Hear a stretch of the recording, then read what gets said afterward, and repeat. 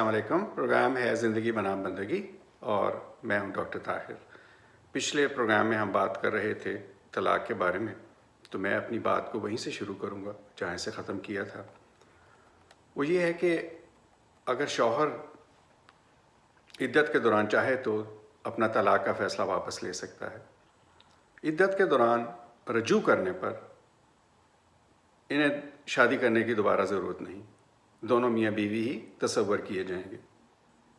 اگر کسی وجہ سے طلاق منسوخ ہو جائے اور زندگی میں آئندہ کسی وقت شوہر اپنی بیوی کو طلاق دینے کا ارادہ کرے تو قرآن مجید کے نزدیک شوہر طلاق دینے کا حق دوسری مرتبہ بھی استعمال کر سکتا ہے. دوسری مرتبہ بھی اسے اپنی بیوی کو طلاق دینے کے لیے صرف ایک ہی دفعہ طلاق کا لفظ استعمال کرنا چاہیے. دوسری دفعہ طلاق ملنے پر بھی عورت کو عدت کے اسی مرحلے سے گزرنا ہوگا جو پچھلے پروگرام میں بیان کیا. ایک دفعہ پھر شوہر کے پاس موقع ہے کہ وہ عدت کے دوران اپنے فیصلے کو واپس لے لے. اس صورت میں طلاق منسوخ ہو جائے گی اور ان دونوں کو پھر سے میاں بیوی تصور کیا جائے گا.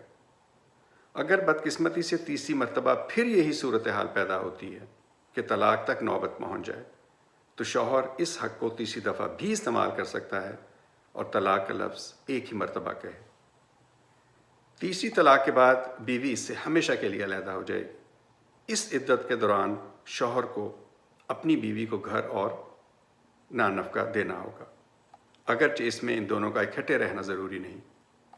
اب تیسری طلاق کے بعد وہ اس سے شادی نہیں کر سکتا جب تک کہ وہ خاتون کسی مرد سے شادی نہ کرے، اور اس شخص سے بھی کسی وجہ سے اگر اسے طلاق ہو جائے اور یہ طلاق کسی منصوبہ بندی کے تحت نہیں دی جانی چاہیے بلکہ فطری طور پر حالات ایسے پیدا ہو جائیں کہ ان دونوں کو جدا ہونا پڑے. اس آخری طریقہ کار کا مقصد یہ ہے کہ شادی کو بچوں کا کھیلنا بنایا جائے اور مرد کو تنبیہ ہو کہ وہ اپنے حق کا غلط استعمال نہ کرے. قرآن مجید کے الفاظ ہیں، وہ طلاق جس میں مرد طلاق دے کر عدت کے دوران بیوی کو واپس لوٹا سکتا ہے، یہ حق اسے 2 دفعہ حاصل ہے، اور اس کے بعد اس کو یا بھلے طریقے سے روک لو یا پھر بھلے طریقے سے جانے دو.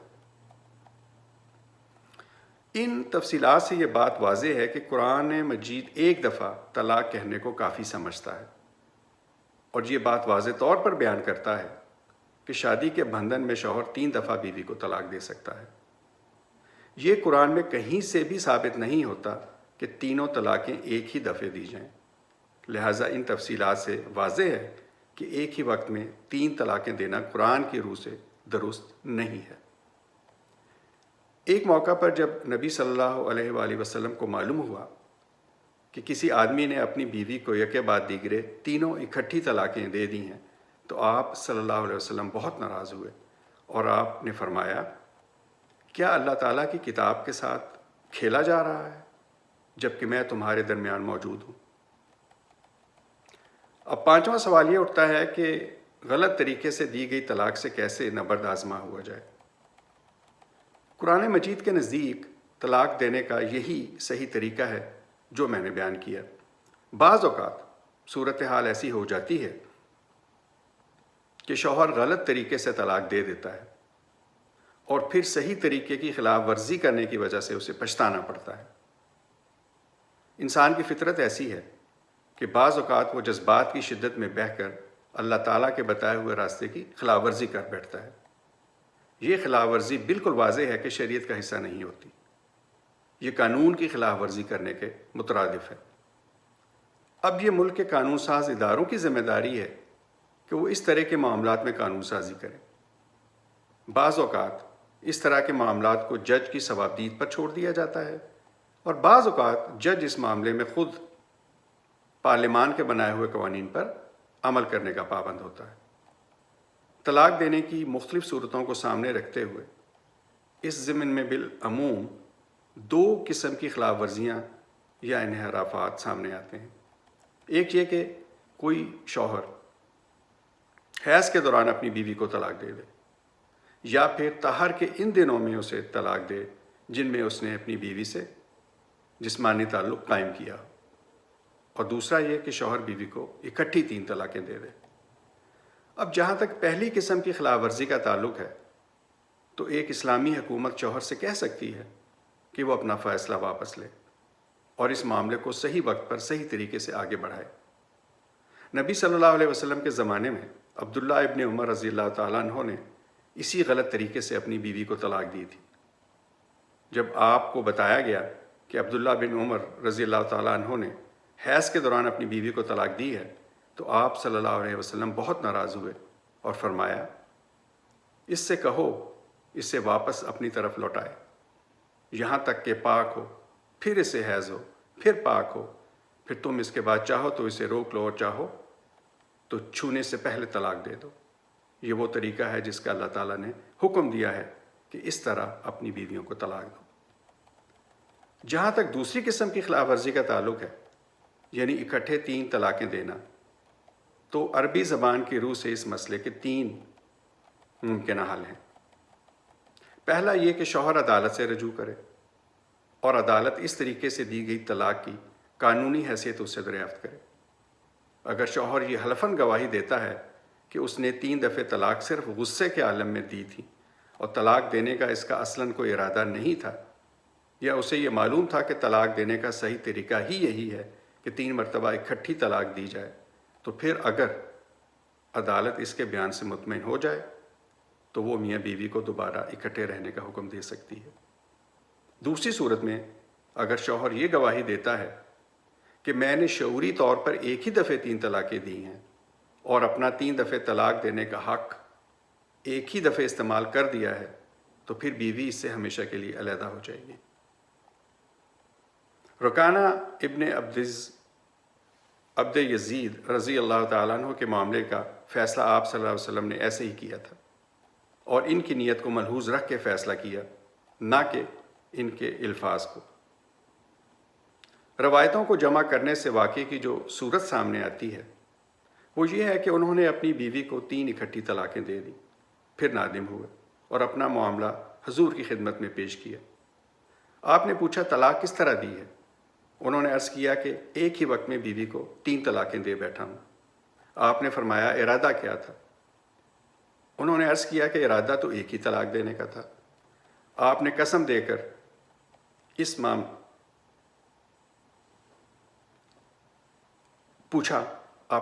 کر پوچھا اور جب یہ بات واضح ہو گئی تو آپ نے اس معاملے کو نپٹا دیا کہ یہ ایک ہی طلاق ہوئی۔ اس معاملے میں دوسرا حل یہ ہے کہ ریاست جب دیکھے کہ لوگوں نے اس معاملے میں لاپرواہی کا اختیار کیا ہوا ہے تو وہ قانون بنا سکتی ہے کہ 3 دفعے طلاق کہنے کو 3 دفعہ طلاق ہی سمجھا جائے، چاہے یہ شوہر نے غصے میں آ کر بلا ارادہ ہی کیوں نہ طلاق دی ہو۔ حضرت عمر رضی اللہ تعالیٰ عنہ کے زمانے میں ایسا ہی کیا گیا تھا۔ انہوں نے جب یہ دیکھا کہ لوگ طلاق دینے کے معاملے میں لاپرواہی کا رویہ اختیار کر رہے ہیں تو آپ نے ریاست کا سربراہ ہونے کی حیثیت یہ قانون بنا دیا کہ سزا کے طور پر ایک ہی دفعے 3 مرتبہ دی گئی طلاق کو حتمی طلاق سمجھا جائے۔ اور اس مسئلے کا تیسرا حل یہ ہے کہ ریاست جب اس حقیقت کا مشاہدہ کرے کہ لوگ طلاق دینے کے صحیح طریقے سے روگردانی کر رہے ہیں اور انہیں یہ غلط فہمی ہے کہ طلاق دینے کا صحیح طریقہ یہی ہے، تو 3 دفعے اکٹھی طلاق کا لفظ بولا جائے تو وہ یہ قانون سازی کر سکتی ہے کہ 3 دفعہ دی گئی طلاق کو ایک ہی سمجھا جائے گا۔ مسلمانوں کی مصلحت کو مد نظر رکھتے ہوئے ان تینوں میں سے کوئی بھی طریقہ اختیار کیا جا سکتا ہے، تاہم دوسرا اور تیسرا طریقہ اختیار کرنے کی صورت میں ضروری ہے کہ اس کے حق میں باقاعدہ قانون سازی کی جائے، لیکن جہاں تک پہلے طریقے کا تعلق ہے تو اس کے لیے کسی قانون سازی کی ضرورت نہیں اور معاملہ عدالت کی ثوابدید پر چھوڑا جا سکتا ہے۔ ناظرین، ہمارے معاشرے میں یہ بہت ہی زیادہ زہر کی طرح بات پھیل گئی ہے کہ لوگ غصے میں آ کے 3 دفعہ طلاق طلاق طلاق کہہ کے بات کو ختم کر دیتے ہیں۔ قرآن پاک میں بہت ہی واضح طور پر طلاق دینے کا طریقہ بتایا گیا ہے، اور ہم میں سے ہر شخص کی یہ ذمہ داری ہے کہ وہ اس طریقے کو سمجھے اور دوسرے لوگوں کو بھی یہ بتائے کہ کس طریقے سے اگر ضرورت پڑے تو ایک شوہر اور بیوی ایک دوسرے سے الگ ہو سکتے ہیں۔ ناظرین، وقفہ، اور وقفے کے بعد انشاءاللہ اسی موضوع پہ اور بات ہوگی۔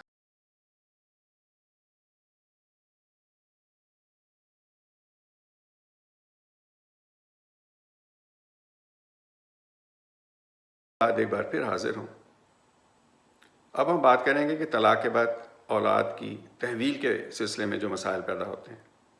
اب طلاق کے بعد یہ سوال پیدا ہوتا ہے کہ اولاد ماں باپ میں سے کس کی تحویل میں جائے گی؟ شریعت اس بارے میں خاموش ہے۔ دوسرے لفظوں میں یہ بات بچوں کی مصلحت اور بہتری سے متعلق ہے۔ کسی نزاع کی صورت میں عدالت کو کچھ اصول اپنے سامنے رکھ کر بچوں کی تحویل کا فیصلہ کرنا چاہیے۔ یہ بات قرین قیاس ہے کہ شریعت نے اس معاملے میں کوئی متعین حکم نہیں دیا، کیونکہ مختلف مقدموں میں مختلف حالات ہو سکتے ہیں۔ عدالت کو صورتحال کے مطابق بچوں کی بہتری کو پیش نظر رکھتے ہوئے فیصلہ کرنا چاہیے کہ بچے کس کے پاس رہیں گے۔ اب ایک خاص موضوع پہ بات کریں گے، وہ ہے حلالہ۔ شاید یہ کہنا بے جا نہ ہوگا کہ حلالہ اسلامی فقہ کا سب سے بدنما اور شرمناک مسئلہ ہے۔ شریعت کے مطابق اگر ایک شوہر اپنی بیوی کو اپنی زندگی میں تیسری مرتبہ طلاق دے دے تو وہ دونوں اس وقت تک دوبارہ شادی نہیں کر سکتے جب تک بیوی کسی دوسرے مرد سے شادی نہ کر لے، اور پھر وہ مرد اسے طلاق دے دے۔ 3 طلاقیں دینے کے بعد اس قانونی تقاضے کو پورا کرنے کے لیے فریقین کو ایک ہیلے کا مشورہ دیا جاتا ہے، جس کے مطابق ایک منصوبے کے تحت خاتون کی کسی اور مرد کے ساتھ اس معاہدے پر شادی کروائی جاتی ہے کہ وہ مرد اس عورت کو طلاق دے دے گا، اور اس طرح سے قانونی طور پر وہ اپنے پہلے شوہر کے لیے جائز ہو جائے گی اور اس سے شادی کر سکے گی۔ اس سلسلے میں فقہاء نے یہ شرط بھی عائد کی ہے کہ اس عورت کو طلاق دینے سے پہلے دوسرا شوہر اس کے ساتھ ہم بستری کرے۔ اصطلاح میں اس ہیلے کو، جس میں عورت اپنے پہلے شوہر سے تبھی شادی کر سکتی ہے جب وہ پہلے کسی اور مرد سے شادی کرے، پھر وہ مرد اس سے جنسی تعلق قائم کرنے کے بعد اسے طلاق دے دے، حلالہ کہتے ہیں۔ اس ضمن میں یہ بات واضح رہنی چاہیے کہ شریعت کی روح سے 3 طلاقوں کے بعد بیوی اپنے پہلے شوہر کے لیے صرف اس صورت میں جائز ہو سکتی ہے جب دوسرا شوہر فطری حالات کے تحت اسے طلاق دے، نہ کہ کسی منصوبہ بندی کے تحت۔